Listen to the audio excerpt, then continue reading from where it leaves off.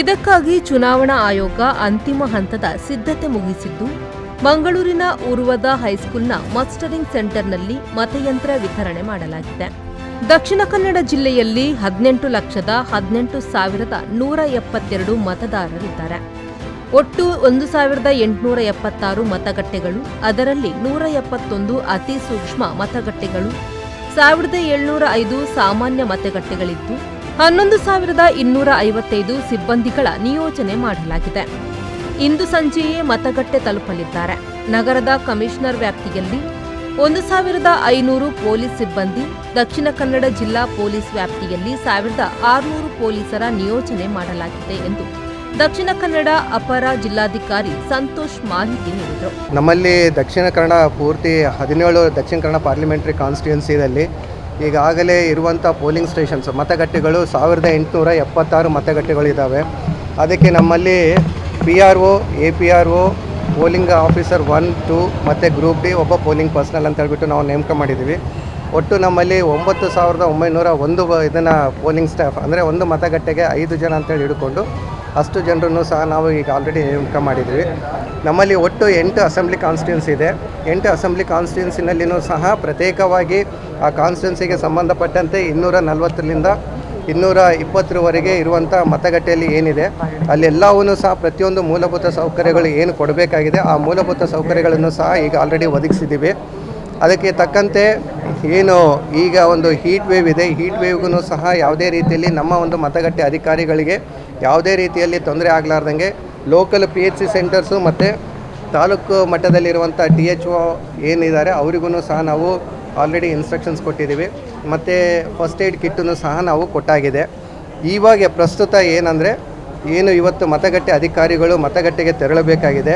ನಮ್ಮಲ್ಲಿರುವಂಥ 8 assembly ಕಾನ್ಸ್ಟಿಟ್ಯೂನ್ಸಿದಲ್ಲಿ ಇರುವಂಥ ಒಂದು training centre, mustering ಮತ್ತು ಡಿಮಸ್ಟರಿಂಗ್ ಸೆಂಟರ್ ಅಂತೇಳಿ ಏನು ಕರೆಯಲ್ಪಟ್ಟಿದೆ, ಅಲ್ಲಿ ಎಲ್ಲ ಪೋಲಿಂಗ್ ಆಫೀಸರ್ಸಿಗೂ ಸಹ ನಾವು ಏನು ಮತಗಟ್ಟೆಗೆ ಕೊಡಬೇಕಾಗಿರುವಂಥ ಸಾಮಗ್ರಿಗಳನ್ನು ಅದನ್ನು ಕೊಟ್ಟಿದ್ದೀವಿ.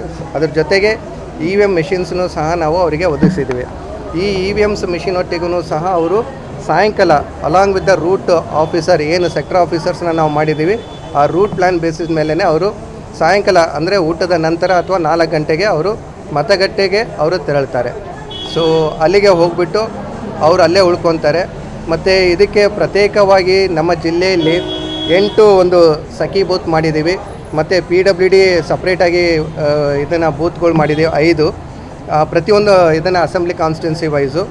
ಅದೇ ರೀತಿಯಲ್ಲಿ ಯಂಗ್ ವೋಟರ್ಸಿಗೂ ಸಹ ಪ್ರತ್ಯೇಕವಾಗಿ 5 ಒಂದು ಅಸೆಂಬ್ಲಿ ಸೆಗ್ಮೆಂಟಿಗೆ 5 ಪೋಲಿಂಗ್ ಸ್ಟೇಷನ್ಸು ಮಾಡಿದ್ದೀವಿ. ಜಿಲ್ಲೆಯಲ್ಲಿ 1 ಡಿಸ್ಟ್ರಿಕ್ಟ್ ಲೆವೆಲ್ ಮಾಸ್ಟರ್ ಟ್ರೈನರ್ ಇದ್ದಾರೆ.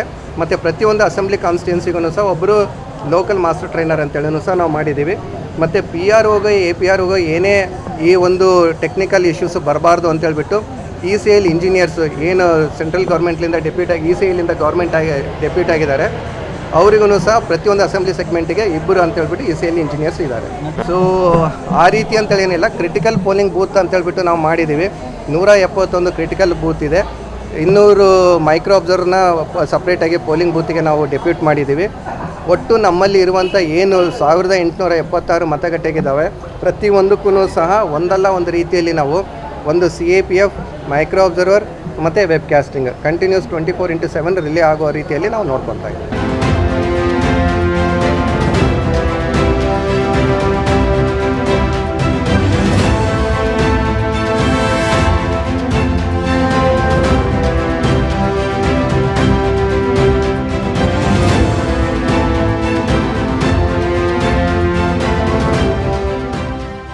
ಮತಯಂತ್ರ ಸ್ವೀಕರಿಸುವ ವೇಳೆ ಮಸ್ಟರಿಂಗ್ ಕೇಂದ್ರದಲ್ಲೇ ಸಿಬ್ಬಂದಿ ತಮ್ಮ ಹಕ್ಕು ಚಲಾಯಿಸಿದ್ದಾರೆ. ದಕ್ಷಿಣ ಕನ್ನಡ ಜಿಲ್ಲೆಯ 8 ವಿಧಾನಸಭಾ ಕ್ಷೇತ್ರಗಳ 8 ಕಡೆ ಮಸ್ಟರಿಂಗ್, ಡಿಮಸ್ಟರಿಂಗ್ಗೆ ವ್ಯವಸ್ಥೆ ಮಾಡಲಾಗಿದ್ದು, ಆ ಮೂಲಕ ಸಿಬ್ಬಂದಿಗೆ EVM ಹಂಚಿಕೆ ಮಾಡಲಾಗಿದೆ. EVM, ವಿವಿಪ್ಯಾಟ್, ವೋಟರ್ ಲಿಸ್ಟ್, ಶಾಯಿ ವಿತರಿಸಲಾಗಿದೆ. ಎಲ್ಲಾ ಕ್ಷೇತ್ರದಲ್ಲೂ ಬರದ ಸಿದ್ಧತೆ ಮಾಡಿಕೊಳ್ಳಲಾಗುತ್ತಿದೆ. ಇನ್ನು ದಕ್ಷಿಣ ಕನ್ನಡ ಜಿಲ್ಲೆಯಲ್ಲಿ 1000ಕ್ಕೂ ಅಧಿಕ ಪೊಲೀಸರನ್ನು ಭದ್ರತೆಗೆ ನಿಯೋಜಿಸಲಾಗಿದೆ. Nagesh Kavoor, V4 news, Mangaluru.